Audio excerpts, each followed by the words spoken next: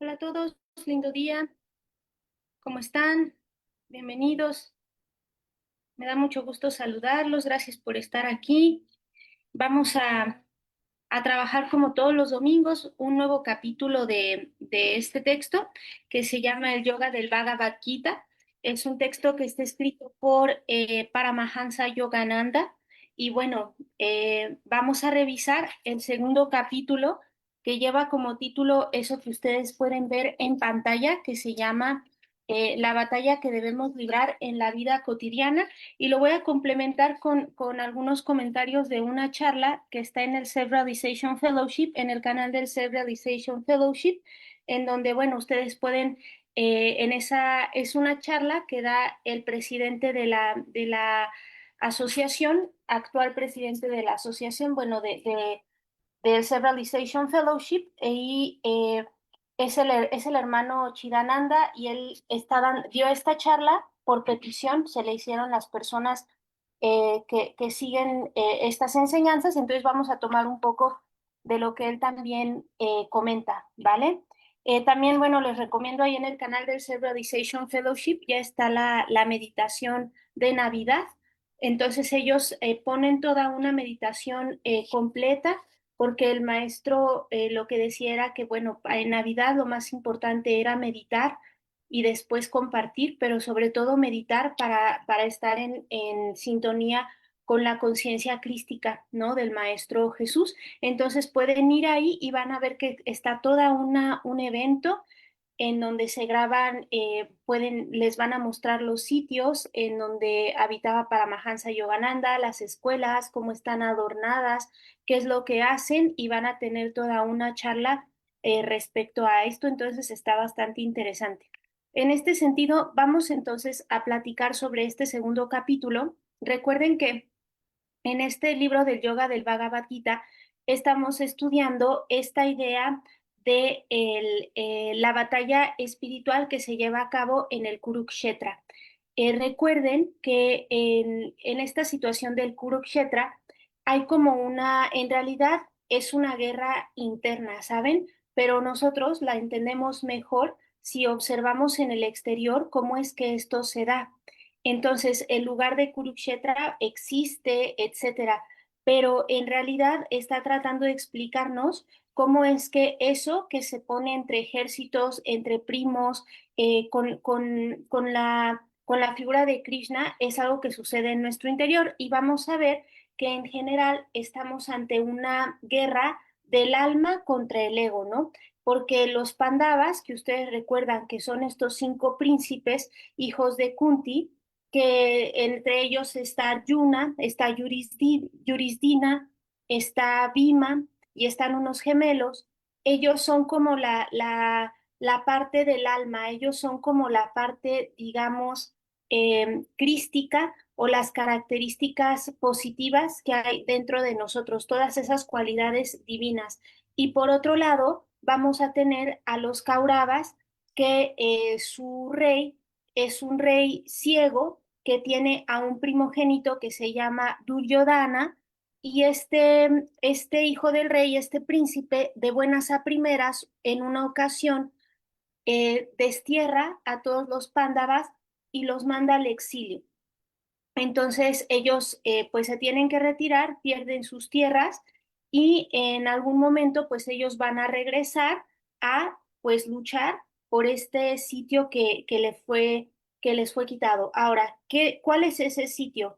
Pues tiene que ver con, si lo quieres ver metafóricamente, cuando hablamos de Kurukshetra es en realidad la vida material. El cuerpo material es el campo de batalla porque en nuestro cuerpo mental, emocional, físico, etérico, es en donde está la batalla entre lo positivo y lo negativo, entre las tendencias de hacer el bien, de las cualidades divinas y las tendencias negativas de, por ejemplo, no querer meditar, etcétera, ¿no? Entonces, vamos a ver esta situación, cómo se fue dando todo esto poco a poco. Y lo primero es que sepamos que esta batalla es una batalla que ustedes van a tener que librar pues siempre en el interior, ¿no? Quería mostrarles acá, ahí tenía una imagen que no salió, pero Acá ustedes pueden ver, por ejemplo, siempre en esta serie de Netflix, siempre van a ver a Krishna y van a ver a Arjuna, que está aquí, y aquí van a ver como a algunos de los Pandavas, ¿no? Que este es Bhima, por ejemplo. Van a ver al consejero del rey, que hoy lo vamos a ver, a la esposa de todos los Pandavas, que es ella, Arjuna, a Yurisdipa, que es el príncipe del Dharma. Entonces, está interesante ver la serie para que vayan entendiendo cómo se hace como la conexión entre todos los personajes, ¿no? Y que serían como las tendencias bajo que están dentro de nosotros, ¿no? Entonces, bueno, esto siempre hay que tomar en cuenta que está hablando de nuestro interior y este capítulo empieza con esta pregunta. ¿Cómo podemos emplear el poder de la introspección para triunfar en la vida? Y esto es interesante porque desde el inicio que tú empiezas a leer el texto, Paramahansa Yogananda comparte algunas claves para poder estar del lado de las características positivas, es decir, de la conciencia espiritual y no de la conciencia material. Entonces, por ejemplo, algo interesante, que esto es algo que comparte en esta charla que les comento del Self-Realization Fellowship, es que nosotros, por ejemplo, los pandavas son los pensamientos verdaderos y los pensamientos verdaderos son todos aquellos que van a destruir la ilusión. Ustedes ya saben que nosotros estamos como inmersos en un maya, en una cuestión ilusoria. Si ustedes leen, hay un librito súper padre, la verdad es que vienen en otros libros de Paramahansa Yogananda más grande, este viene en me parece que este texto chiquito viene dentro de un texto más grande que se llama El viaje a la iluminación y es el volumen número 3. En esos textos vienen todos los ensayos de Paramahansa Yogananda, los encuentran súper fácil en Amazon. eh, y son textos así gruesos y traen estos textos chiquitos, ¿no? Y por ejemplo aquí, este se llama ¿Por qué Dios permite el mal y cómo superarlo? Y entonces tiene una visión muy particular de Paramahansa Yogananda va como conversando con Dios y le va preguntando, bueno, ¿y por qué pasa esto y pasa el otro, etcétera? Y algo interesante o una de las conclusiones a las que llega el maestro es que nosotros no vemos el mundo como lo ve la inteligencia creadora. Nosotros no lo vemos así, entonces por eso no lo entendemos, ¿saben? Y una de las cosas, está interesantísimo, es que todo este libro habla sobre la película cósmica. Él dice que la resolución de todo esto, de dejar de estar en el maya, es comprender que todo esto es parte de algo que no nos corresponde, es como parte de una ilusión que tú tienes que vivir para aprender, pero el mayor aprendizaje es que no te dejes afectar por lo que pasa en este mundo, que tú siempre consideres que tu vida es algo superior. Entonces, cuando sientas que estás siendo atrapado por el maya, por toda esta ilusión, ¿no? De no me quieren, de no me sale esto, me siento mal por esto, tú tienes que ir contra eso con un pensamiento de verdad. Entonces, los pensamientos de verdad son los que nosotros sacamos de estas charlas, ¿saben? Cuando, no sé, cuando empieza la ilusión de que te sientes inseguro, tú tienes que ir contra eso con un pensamiento de verdad y decir, no, a ver, yo estoy protegido porque yo soy parte de un pensamiento único, entonces nada me puede hacer daño si yo no desconfío de eso, ¿no? Y en esta charla nos decían que es importante confiar en los seres y en los pensamientos que manifiestan la luz de Dios. Entonces, ¿por qué amamos a Paramahansa Yogananda? Porque él manifiesta la luz de Dios con su propio ejemplo, ¿saben? Con su propia vida. Y algo interesante es que todas estas enseñanzas del maestro hacen algo bien interesante. Fíjense, el maestro Paramahansa Yogananda trabaja la fe y la verdad sin caer en el dogma. Eso es muy interesante. Él nos va a llevar a entender cómo cultivar la fe y cuál es la verdad, pero no es dogmático. Es decir, no nos obliga, no nos está diciendo esto tiene que ser porque tiene que ser así. Él no es dogmático. Él va a la esencia misma de lo que significa la verdad y la fe. Sin embargo, sí retoma las cuestiones tradicionales. En la enseñanza de Paramahansa Yogananda en esta charla te explican que por supuesto retoman la tradición. Ustedes van a ver que trabaja con los pensamientos del Maestro Jesús, que trabaja también con los pensamientos y con la forma de vivir de la India, pero no tiene una ceguera inflexibilidad. Eso es importante. Sí retoma lo tradicional, pero no se vuelve inflexible. Eso es padre, ¿no? Eso fue una de las grandes propuestas de Paramahansa Yogananda. Viene de la India a Occidente, pero no es inflexible respecto a las enseñanzas. Otra cosa es que sus pensamientos, su enseñanza siempre promueve la lealtad, pero sin exclusividad. Y eso es importante porque el devoto, la persona espiritual, por supuesto que tiene que guardar lealtad, lealtad a la enseñanza, si quiere, lealtad a su gurú, ¿no? Lealtad a sus maestros, pero sin ser exclusivo. Porque si tú empiezas a trabajar esta parte de la exclusividad, empiezas a excluir a varias personas, empiezas a excluir ideas, empiezas a excluir gente. Y entonces, pues por eso hay gente que siempre se siente, pues como aparte, ¿no? ¿Por qué? Pues porque hay quienes hacen todo una, pues sí, ¿no? Esta idea de lo que es exclusivo, ¿no? Entonces sí, se puede ser leal, pero la idea es no caer en la idea de la exclusividad. Es como lo que en algún momento decíamos, ¿no? Que a veces por apego hay gente que dice, no, pues yo con mis cuatro personitas de mi familia y a los demás, pues no los amo igual, ¿no? Son como, empiezo a ser como exclusivo. Y ese, por ejemplo, eso es lo que no hace la conciencia crística. La conciencia crística, y es, por ejemplo, lo que se van a encontrar en esa meditación de Navidad, es ir a tu interior y es recordar el amor más grande que tú hayas sentido por una persona. Y lo que tienes que hacer es empezar a expandirlo para todo el mundo. Ese es el ejercicio. El amor más grande que usted haya sentido por alguien lo va a empezar a expandir para todos los demás. Otra de las características de la enseñanza de Paramahansa Yogananda es que promueve el entendimiento científico sin dejar de lado la religión. Entonces, toda la enseñanza del Self-Realization Fellowship es científica, porque Paramahansa Yogananda descubrió cómo es que funciona el cerebro, el bulbo raquídeo, por qué aquí está el asiento del alma y por qué meditan ellos tomando en cuenta esto y todos los centros que corren por la médula espinal. Eso es científico, pero no deja de lado la religión, ¿saben? No deja de lado la tradición, la devoción. Otra cosa es que promueve la prosperidad material sin caer en el materialismo. Entonces, toda esta enseñanza nos va a llevar así buscar la prosperidad material en nuestra vida sin ser materialistas, ¿saben? Sin estar apegados, sin sufrir por eso. Y además, también promueve la universalidad, es decir, estar abiertos a todo sin tener temor de agarrar un solo camino, ¿saben? Sin sentir temor de ir por un solo camino. Dice, promovemos la universalidad, pero no debemos de sentir temor de decir, este camino es el mío y yo lo voy a seguir, ¿no? Por ejemplo, una persona que dice, yo me voy a dedicar 100% a trabajar con este gurú, ¿no? Que un discípulo, ¿no? De Paramahansa Yogananda sigue trabajando bajo la universalidad. De hecho, si ustedes estudian sus charlas, van a ver que todo al inicio siempre hay una oración y en esa oración se dice, ¿no? Querido padre, madre, amigo, amado Dios, santos de todas las religiones.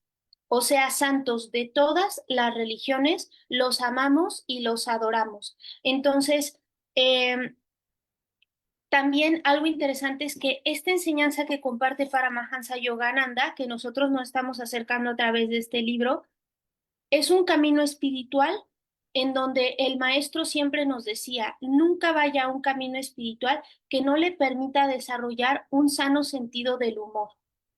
Si todo es rígido, si no hay sentido del humor, si usted no puede ser alegre, entonces usted no va a avanzar. Su camino espiritual tiene que ayudarle a tener un sentido del humor, ¿no? Y para entender el Gita, para entender el Bhagavad Gita, algo importante es que nosotros tenemos que estar en el presente, porque el Gita trata de la acción correcta, trata de hacer lo correcto en el momento correcto.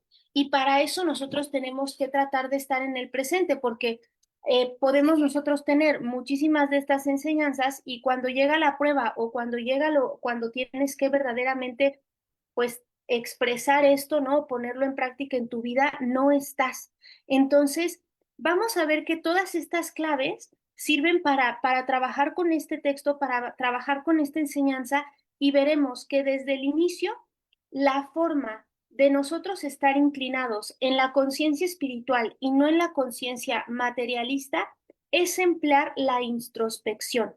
La introspección es ir a tu interior y la recomendación que dan en estas charlas y en este texto es que todas las noches antes de dormir, tú cierres los ojos y te preguntes, ¿cuál fue la relación que tuve hoy en mí entre los Pandavas y los Kauravas?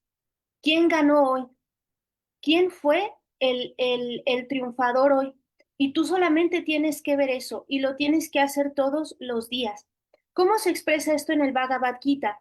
En el Bhagavad Gita hay un rey ciego, que es el rey Dhritarashtra, y él es la mente ciega, es un comandante ciego, y es el comandante que tenemos todos en nuestro interior, pero que es ciego, que no ve absolutamente nada, y él tiene como un consejero y ese consejero se llama Sanjaya. Y es interesante porque en el Bhagavad Gita te ponen a este consejero como alguien que no está dentro de la batalla. Él está afuera, como desde el palacio, y él está viendo todo Kurukshetra desde arriba. Entonces él puede ver cómo le está yendo a los Pandavas, puede ver qué está haciendo Krishna, puede ver qué está haciendo Arjuna, puede ver qué está haciendo todos los Kauravas, qué está pasando con Duryodhana, y él, desde esta observación imparcial, va con el rey y le dice lo que está pasando. Pero ese rey es un rey ciego y entonces generalmente no entiende. Y nosotros tenemos que ver que esas dos cosas habitan en nosotros. Un rey ciego, alguien que no puede ver todo desde arriba y está metido en la batalla, y algo que es la introspección imparcial, algo en nosotros que puede ser un observador imparcial. Nosotros tenemos que estar con ese observador. De hecho, todo este libro que les digo de por qué Dios permite el mal y cómo superarlo, tiene que ver con lograr una observación imparcial de la vida. Paramahansa te dice, ve esto como una película. No puedes identificarte ni con los buenos ni con los malos. O sea, tú tienes que verlo como una película y tú tratar siempre de ir por la acción correcta, ¿sabes? Pero no puedes dejarte envolver por todo lo que está pasando. Tienes que buscar una observación imparcial de ti. Porque, por ejemplo, si no tienes una observación imparcial, probablemente nunca veas aquello que tienes que cambiar.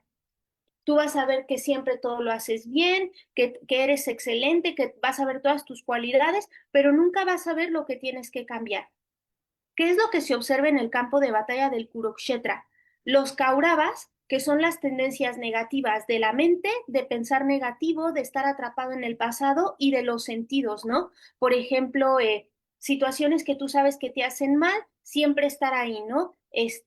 Comer de más, criticar, todo eso que el cuerpo te lleva a pensar mal, ¿no? Por ejemplo, para Mahansa lo dice bien claro, todas las tendencias a consumir bebidas alcohólicas, ¿no? A utilizar mal la vida sexual, todo eso atrapa y todo eso pues te pone en una postura de desventaja. Estos Kauravas se encuentran con los Pandavas, que es interesante, pero panda significa blanco y son las tendencias puras del discernimiento, ¿saben? Y estos dos se van a encontrar en el terreno corporal del Kurukshetra. Y todos nosotros lo que vamos a tratar de hacer es ver como el consejero del rey cuál fue el resultado, porque la guerra del Kurukshetra dura 18 días. Entonces, suena el caracol de la guerra, empieza y cuando se oculte el sol termina, porque pues cuando se oculte el sol tú y yo nos vamos a dormir y se supone que continuamos con nuestra vida durante el sueño y tendríamos que analizar qué es lo que está sucediendo, ¿no? Sí, sí, Francisco, es observar, yo no diría aceptar los errores, es observar los errores y corregirlos. Pero la primer forma de corregir un error es observarlo. Y acuérdense que lo hemos dicho varias veces, quien corrige generalmente no somos nosotros, es el interior. El Cristo y la presencia yo soy tienen una estrategia para hacer eso. Por eso nosotros tenemos que dejar que ellos actúen, de cederles el paso. ¿Cómo? Pues con el decreto, con la meditación silenciosa y como bien dice Paramahansa Yogananda, todo en el futuro va a mejorar si tú haces el esfuerzo espiritual correcto hoy. Entonces el esfuerzo espiritual correcto pues va a ser observar. Este consejero del rey, este Sanjaya, es la versión divina que mora en nuestro interior. Recuerden que en este texto se nos dice que la guerra del Kurukshetra fue ganada desde el momento en que Arjuna se decidió por Krishna. Entonces tú todos los días te vas a decidir por tu Cristo. Tú vas a decidir, no importa los embates que yo tenga que hacer, con quién tenga que hablar, los movimientos que tenga que hacer, yo me decido por Krishna, yo me decido por mi Cristo. Y esa es la visión de tu interior. Y eso te hace completamente victorioso y te va a ayudar a conquistarte a ti mismo. Entonces, parece fácil, pero la batalla del Kurukshetra se da todos los días, ¿no? Entonces, yo estoy segura que muchos de ustedes tienen a esa persona que dicen, ¿cómo rayos se atreve a hacer esto? ¿Por qué rayos está haciendo esto? Y que tú verdaderamente quisieras ir a decirle de todo, ¿sabes? Pero antes de hacer eso, tú tienes que ir y elegir a Krishna. Tienes que elegir a Krishna y no ser buenito. Tú tienes que hacer la acción correcta. Y Krishna, tu Cristo, es el que tiene que decirte qué hacer. Y si tienes que ir y enfrentar, como lo tuvo que hacer Arjuna, lo tienes que hacer de la manera correcta, con todo el discernimiento. Y eso es conquistarte a ti mismo.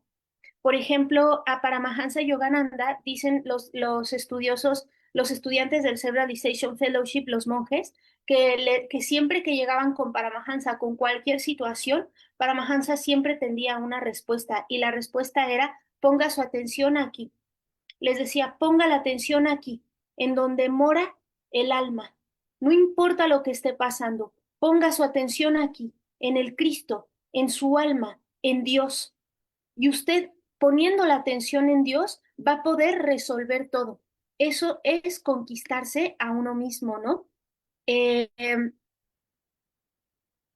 sí, es una buena. Aquí Cristi preguntó algo interesante. Dice: ¿existió la guerra del Kurukshetra y los personajes como Arjuna no?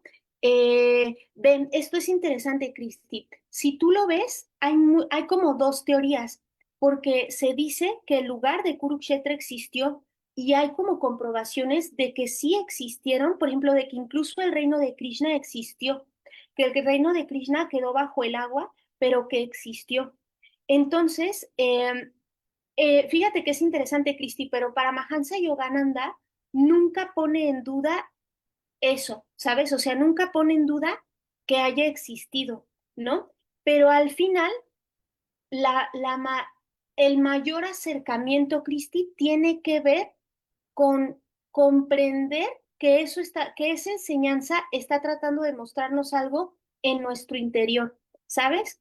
Yo, por ejemplo, estoy segura que Krishna es un avatar y que Krishna encarnó, ¿sabes? Y hay muchísimos estudiosos lo estudian y ven en dónde está. ¿Sabes que hay un libro, Cristi, que se llama El País de las Montañas Azules, de Blavatsky? Y Blavatsky fue una de las estudiosas que fue a una región de la India y estuvo en donde sucedió el Ramayana, que es otra escritura de la India, ¿sabes? Y entonces ella fue allí y ella logró contactos para entrar con un grupo de personas que se consideran fueron los protagonistas de esa escritura de la India, ¿sabes? Y ella dice, aquellos que piensan que eso no existió, aquellos que piensan que lo que está escrito en ese libro no es cierto, es porque nunca han llegado a ese sitio al que yo llegué. Y ella explica que son personas de quién sabe cuántos metros, como de 2 metros y tantos, y ella dice que es un grupo que no conoce el mal, que ellos no conocen lo que es quitarle algo a alguien, algo que no les pertenece, que esas ideas no están en su interior, ¿sabes? Y al contrario, después de haber visto esos hombres tan grandes, había otra raza que era como una raza de personas un poco más chiquitas que con solo ver a las personas, por ejemplo, podían hacer que desencarnaran.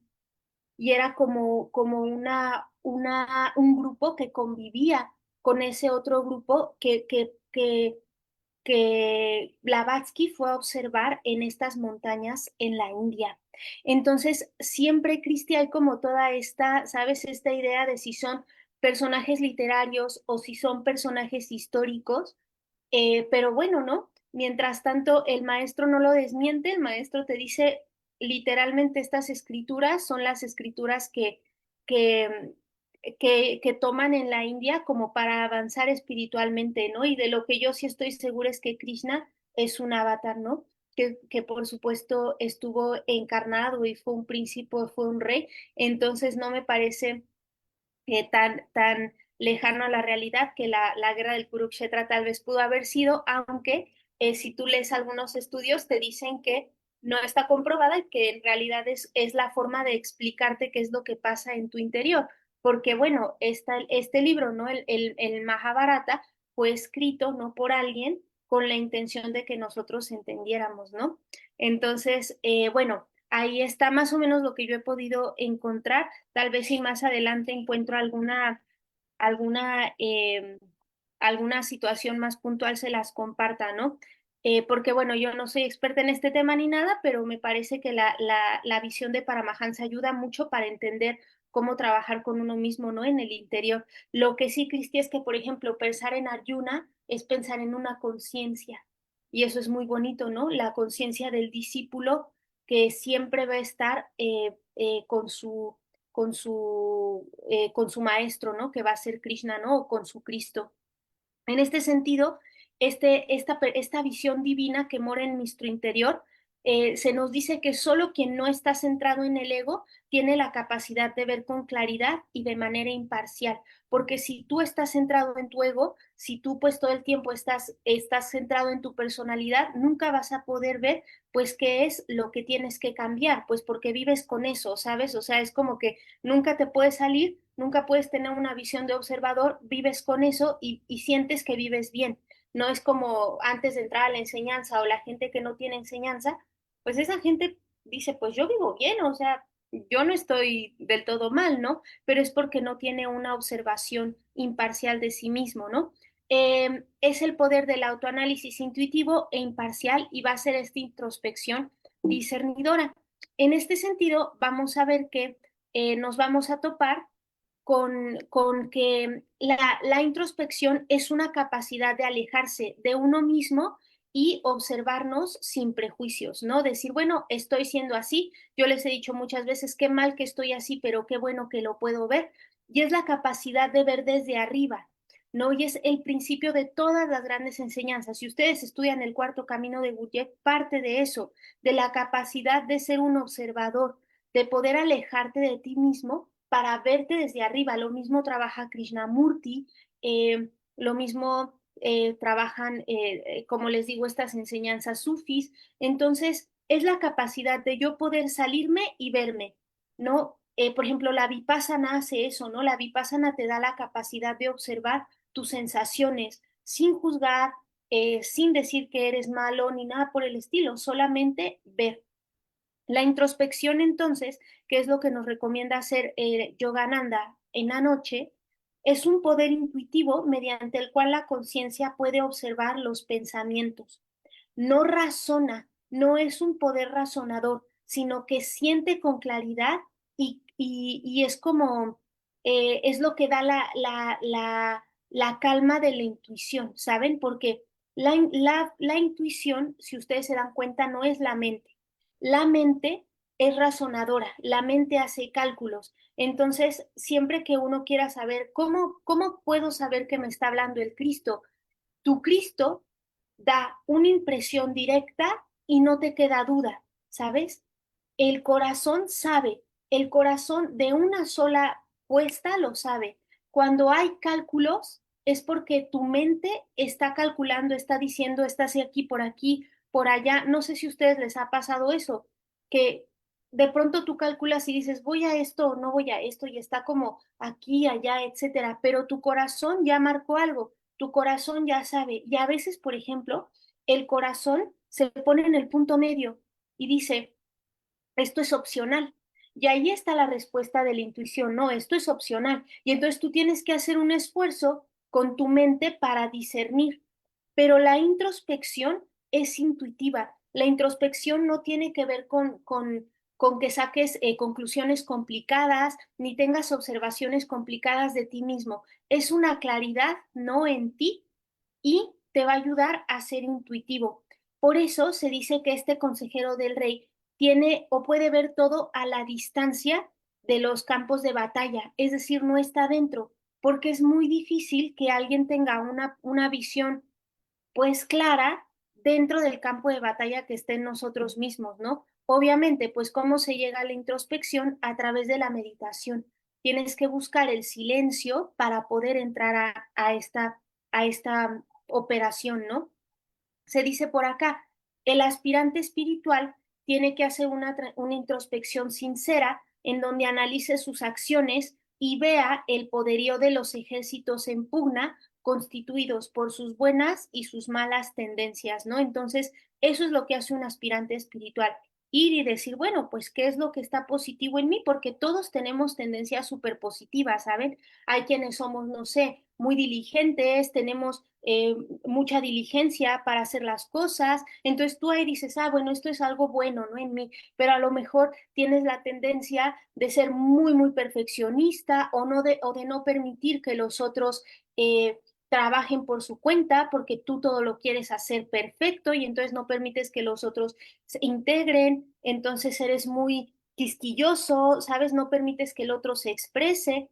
Tienes que observar como esa tendencia, ¿no? Y nos dice, puedes observar estas tendencias en ti, por ejemplo, el autocontrol contra la indulgencia sensorial, ¿no? El autocontrol de decir, no, pues hoy voy a ayunar o por ejemplo, no me conviene comer tanta azúcar porque mi cerebro se pone mal, o la verdad es que tomar todo el tiempo café y depender del café no es lo mejor, ¿sabes? Y la indulgencia sensorial, ¿no? Ya saben, el bueno, pues ya otra y ya, ¿no? O bueno, me duermo otras 3 horas, ¿no? ¿Sabes? Toda esa indulgencia sensorial con la que nosotros nos enfrentamos todos los días. No sé si ustedes han comido o tomado algo que les hace mal, que huele súper rico y que dices, ay, es que, ay, yo le quiero poner no sé cuántas cucharadas de azúcar porque a mí me gusta mucho, sí, pero a las 6 de la tarde estás que te lleva quién sabe qué, porque es demasiada azúcar en el cuerpo, ¿saben? Y no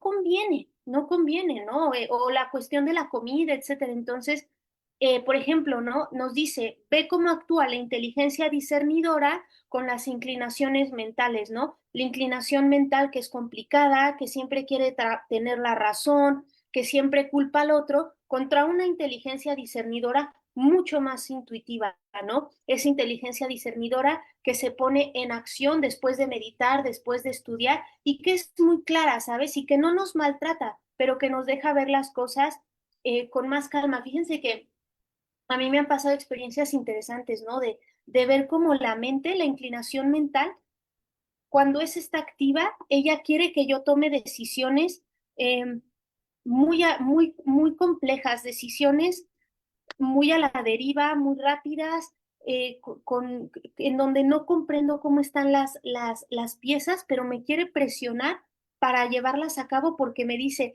es que eso es lo que conviene, es que eso no sé qué, es que tiene que ser así, es que bla, bla. Y de pronto, cuando logro silenciar de alguna forma, no al 100%, pero bajar de volumen la mente a través de un ejercicio, corriendo y poniendo atención en el trote, o haciendo una meditación o pidiéndome poner atención al hacer algo de comer, de pronto llega un chispazo de luz que me pone una imagen y me dice, piensa en este maestro.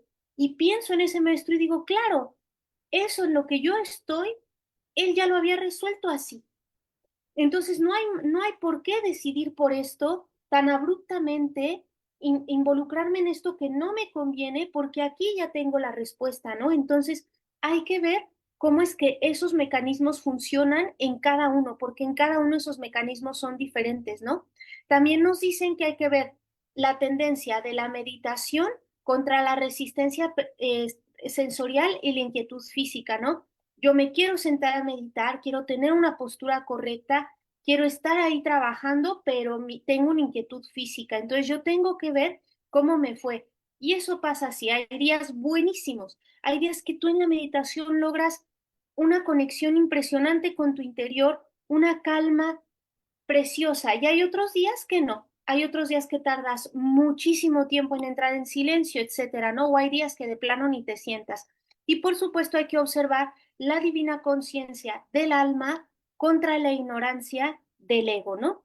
Entonces, es ver en esta guerra del Kurukshetra estas dos cuestiones. El campo de batalla espiritual va a ser nuestra mente y nuestro cuerpo.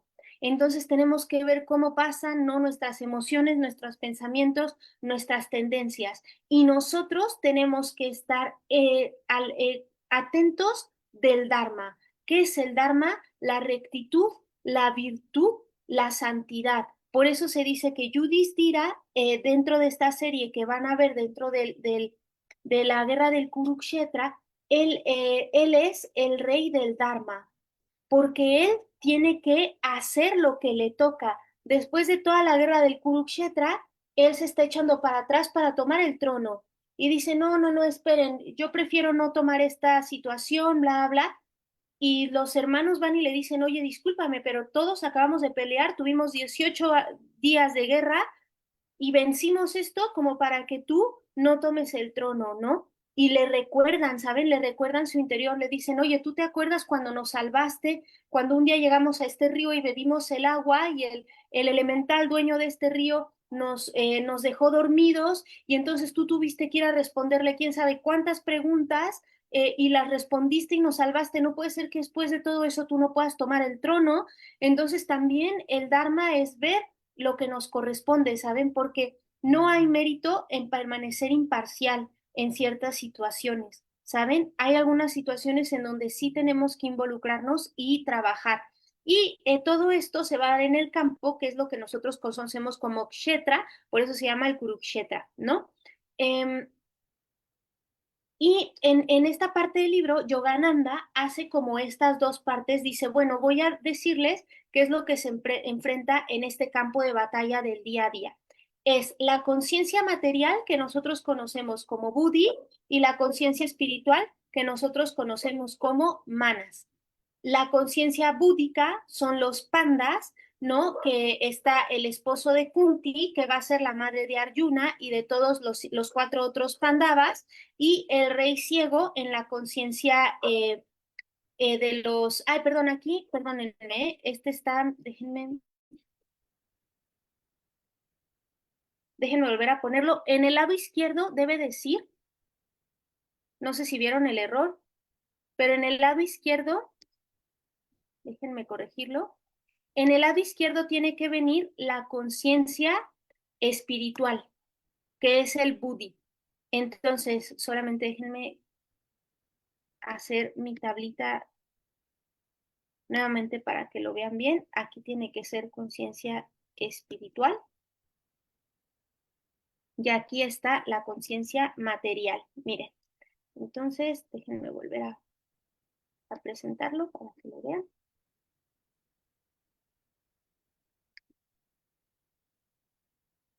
Muy bien, es esta.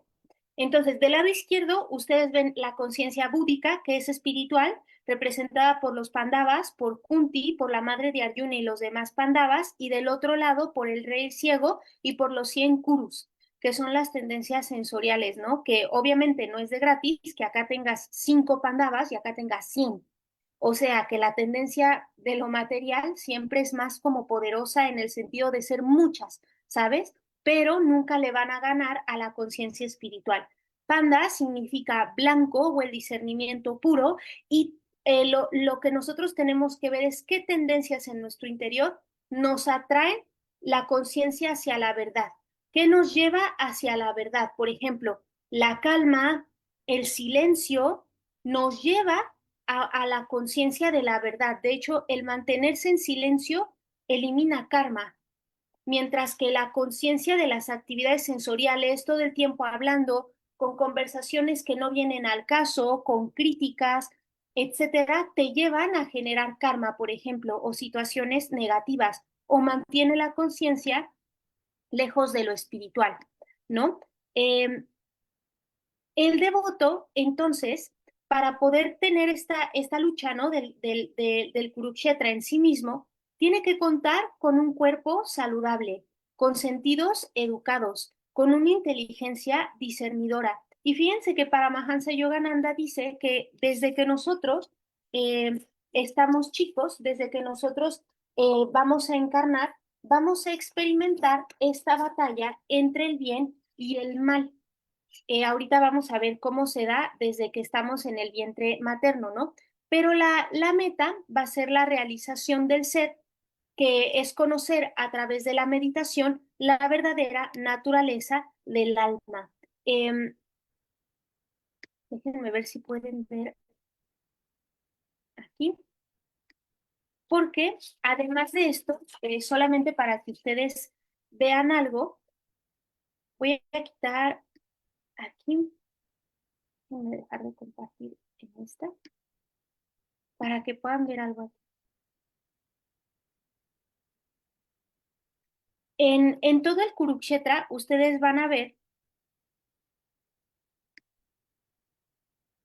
que siempre están los carruajes.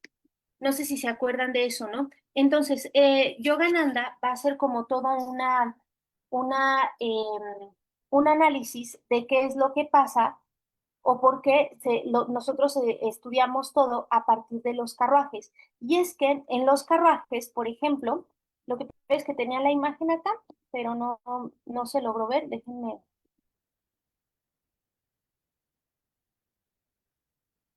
ver si puedo mostrarles la imagen que tenía.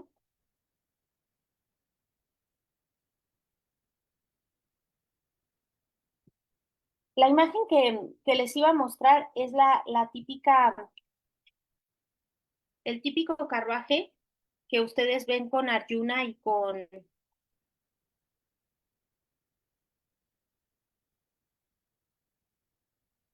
déjenme abrir una para que puedan verla.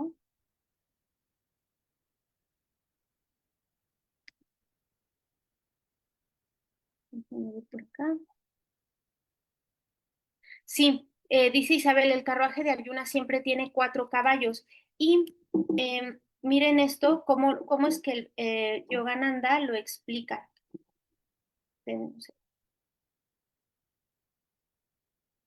Con cualquier imagen, ¿no? De algún carruaje, esto se puede entender como, como bastante bien, pero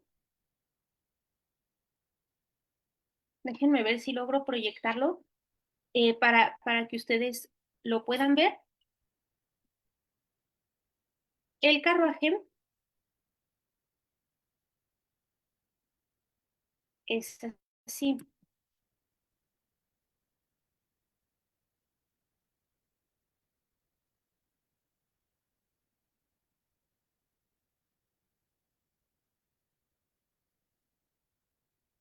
algo así, ¿no? Y ya ven que, por ejemplo, no se consideraba como muy bueno ser un auriga, o sea, el que maneja los caballos, ¿no? Pero es interesante que la auriga de Ayuna es Krishna, ¿no? Entonces, bueno, ahí están viendo la imagen, ¿no? Pero siempre lo van a ver así. Y bueno, ¿cómo lo explica Paramahansa? Paramahansa te dice que, por ejemplo, ¿no? El cuerpo es el carruaje. Esto también lo retoma Gurdjieff en algún momento. El cuerpo es el carruaje, ¿no? Y entonces, pues el carruaje tiene que estar, tiene siempre que ser jalado por algo. ¿Quién lo jala? Los sentidos. ¿Quiénes son los sentidos? Los caballos. Entonces, si ustedes se dan cuenta, los caballos siempre van desbocados. O sea, el caballo, si tú no lo sabes controlar, está desbocado y va a jalar por completo al cuerpo físico. En ese sentido, vamos a ver que el alma o el amo del carruaje tiene que ir aquí, que sería Arjuna, ¿saben? O sea, sería como él tendría que ser el dueño del carruaje. Gurdjieff, por ejemplo, explica que nuestro propio carruaje de pronto no es que vaya Arjuna, sino que van un montón de personas arriba, que son como tus diferentes yoes. Entonces, como que nadie es el amo del carruaje, es fulanita que le gusta esto y de pronto le gusta el otro y entonces tu tendencia a esto son como todas las tendencias que hay. Pero en este ejemplo, pues el alma, que es el amo, tendría que ir aquí y está representado por Arjuna, ¿no? Y después ustedes van a ver que quien maneja el carro y quien va a controlar los caballos y quien va haciendo toda la dirección es la inteligencia discernidora, que estaría representada por Krishna. Pero puede ser que nosotros llevemos una auriga que esté representado por Krishna, por la inteligencia búdica o por el manas, que es la conciencia material. Entonces tú puedes tener aquí, vean la guerra del Kurukshetra, puede ser que a ti te toque una auriga que sea Krishna, que es la conciencia espiritual, o que te toque una auriga que es un despiadado, ¿no? Que sabe manejar muy bien el cuerpo, pero sin conciencia espiritual. Lo sabe manejar perfectamente para involucrarte en la vida material, ¿no? Y entonces parece ser una inteligencia que te dice, ah, esto te conviene, esto también es bueno para ti, pero no es una conciencia, digamos, eh, espiritual, ¿vale? En ese sentido, vamos a regresar acá, les vuelvo a compartir la presentación,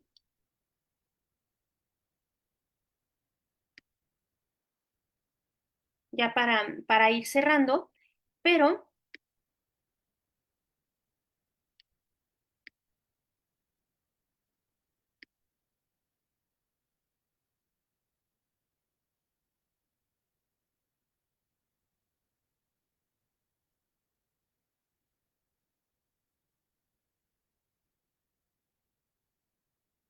como veíamos entonces, esta idea, ¿no? De esta lucha, ¿no? Entre el bien y el mal, y la meta siempre va a ser la realización del ser, que nosotros podamos ver cuál es nuestra verdadera esencia, o sea, conocer a nuestra alma a través de la meditación.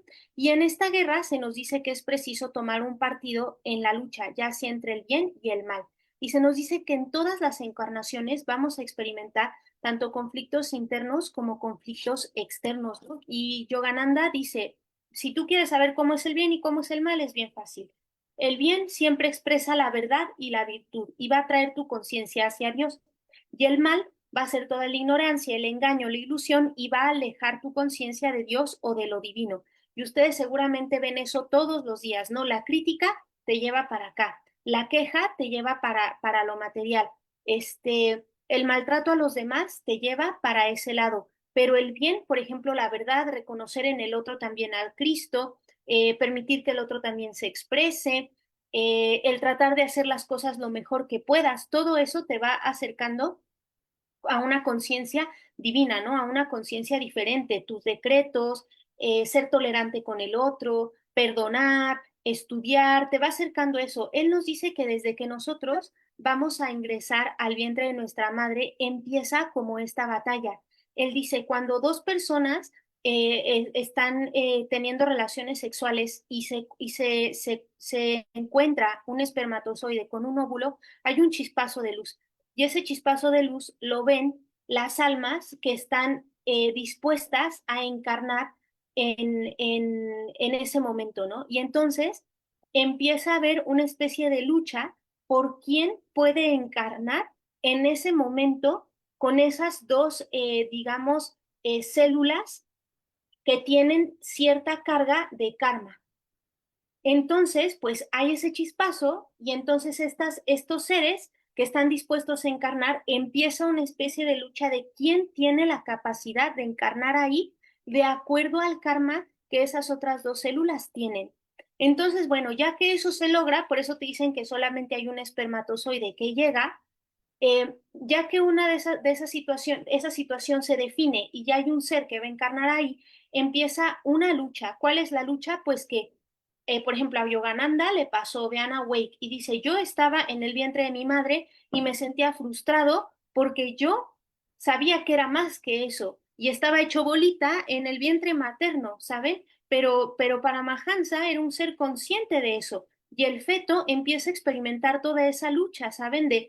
de comer con lo que come solamente la mamá, los sentimientos y los pensamientos de la mamá, lo que recibe de afuera, ¿sabe? Y después nacemos y empieza esta lucha también de quiero comer y no me dan de comer y entonces tengo que llorar y tengo que pedir. Después empieza la lucha de cuando empezamos a crecer y decidir si queremos ir a la escuela o no, si vamos a decidir a formarnos o no formarnos, si vamos a jugar todo el tiempo o vamos a estudiar. Todo el tiempo están esas dos tendencias, ¿lo ven? Hasta que somos adultos, no es que no tengamos esa tendencia cuando somos niños, es que esa tendencia está, solamente que nos ayudan nuestros padres en el mejor de los casos, ¿no? Y en este sentido, se nos dice que el Gita lo que propone es que el ser humano siempre alinee sus esfuerzos al lado del Dharma, al lado de la rectitud incluso en las múltiples batallas que tengamos en nuestro interior, desde niños hasta adultos, ¿no? Porque de niños seguramente ustedes tuvieron la batalla de decir, le contesto bien al compañerito o no, digo la verdad o no, me porto bien en el salón o no, ¿saben?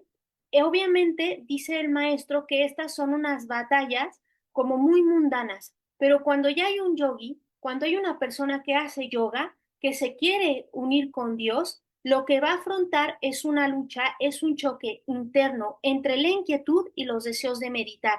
Eso va a ser como la lucha más grande. Si ustedes son meditadores, ustedes ya lo habrán enfrentado, ¿no? Que de verdad te quieres sentar a meditar y hay toda una inquietud y hay toda una serie de sensaciones que te quieren sacar y esa es la principal lucha que una persona que está tratando de trabajar con esto enfrenta. Por lo tanto, el Gita señala que cada noche el hombre debe practicar la introspección para saber qué fuerza ganó durante el día y preguntarse, reunidas en el campo de batalla, ¿qué hicieron mis tendencias rivales? ¿No? ¿Quién ganó? ¿Quién ganó en ese sentido? Eh, perdón, solamente me regreso acá. Esta parte termina ahí, este segundo capítulo. Y bueno, entonces, en resumen, la propuesta, ¿no? de Paramahansa Yogananda es, comprenda que esa guerra está en su interior, que usted tiene que estar atento como un observador de una película durante todo el día para ver cómo es que estas dos tendencias se mueven en usted. Las tendencias hacia la verdad y lo espiritual o hacia el engaño o hacia la ilusión.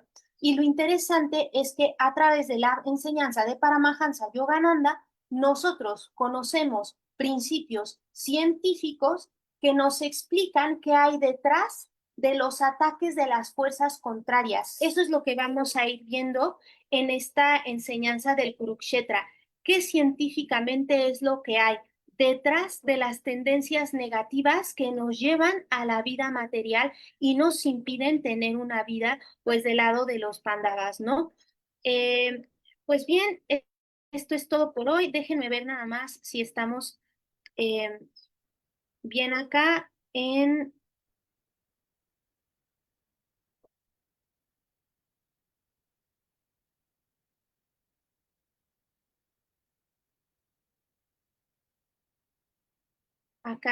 Facebook. Creo que sí corrió bien. Déjenme ver, no lo sé.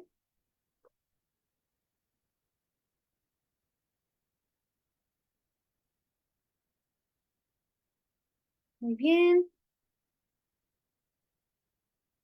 Me parece que sí, todos estamos correctos. Me parece que no hay dudas. Perfecto. Pues muy bien, gracias a todos por estar acá. Nos estamos viendo el próximo domingo para seguir con el tercero. Ah, ese es el texto, ¿verdad, Isa? Exactamente, ese es el texto que tiene de Paramahansa Yogananda, muy sencillo de encontrar en Amazon y bueno, está súper bueno para irlo estudiando y las charlas del Realization Fellowship, la verdad, también ayudan mucho a aclarar. Pues gracias por su atención, Dios bendice su bien, nos vemos el próximo domingo. Hasta la próxima. Gracias, hasta luego.